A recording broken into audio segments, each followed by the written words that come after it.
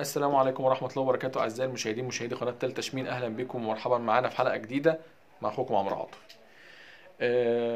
حصلت حاجة غريبة جدا، يمكن شفناها امبارح.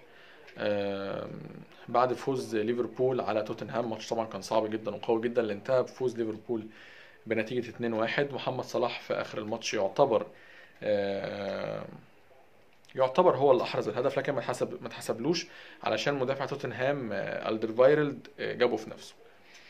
طبعا بعد الماتش شفنا كان يورجن كلوب كان متضايق، دخلوا غرفة تغيير الملابس، محمد صلاح شاف يورجن كلوب، حصل مشادة كلامية ما بين الاتنين. يورجن كلوب وقف بيزعق في اللعيبة، راح محمد صلاح قام وقف ليورجن كلوب. طبعا الكلام ده شو عرفناه من صحف انجليزية يعني. محمد صلاح قام وزعق في يورجن كلوب، قال له انت ما تزعقش مع اللعيبة كده، ما تتكلمش مع حد بالطريقة دي.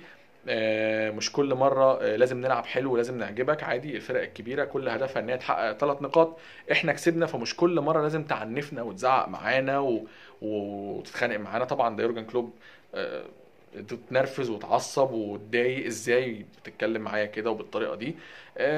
يعني بدات اللعيبه تتكلم ان محمد صلاح عنده حق وخلاص، احنا خدنا الثلاث نقط، ده اللي يهمنا في منافسه الدوري، دي القصه كلها. فمش شرط ان انا كل ماتش اعمل اقوى واقصى اداء عندي علشان خاطر اعجبك، لا مش شرط.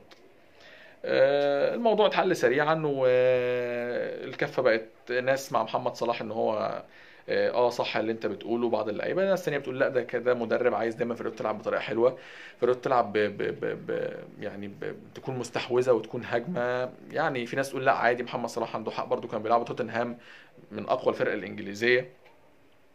بس فدي كان ملخص سريع عن اللي حصل امبارح من محمد صلاح، هو ويورجن كلوب المدرب بتاعه. وبعض الصحف طبعا طلعت ضخمت المواضيع واتكلمت وقالت لك محمد صلاح يضرب يورجن كلوب، محمد صلاح يصفع يورجن كلوب على وجهه، يورجن كلوب ومحمد صلاح مسكوا في خناق بعض. يعني مش للدرجات دي، احنا بس حبينا نوضح لكم الصوره سريعا ان العلاقه ما بين محمد صلاح ويورجن كلوب علاقه كويسه، علاقه ما فيهاش اي مشكله. نجمنا المصري محمد صلاح كلنا بنفخر بيه، يا رب يوفقه دايما يا رب باذن الله، وينجحه ويرجعه تاني. يمكن هو في صدارة الهدافين حاليا، فرق بينه وبين الهداف جونين، ان شاء الله يقدر باذن الله في اقرب وقت ان هو يعود تاني، وان شاء الله يقدر ان هو يبقى هداف الدوري الانجليزي.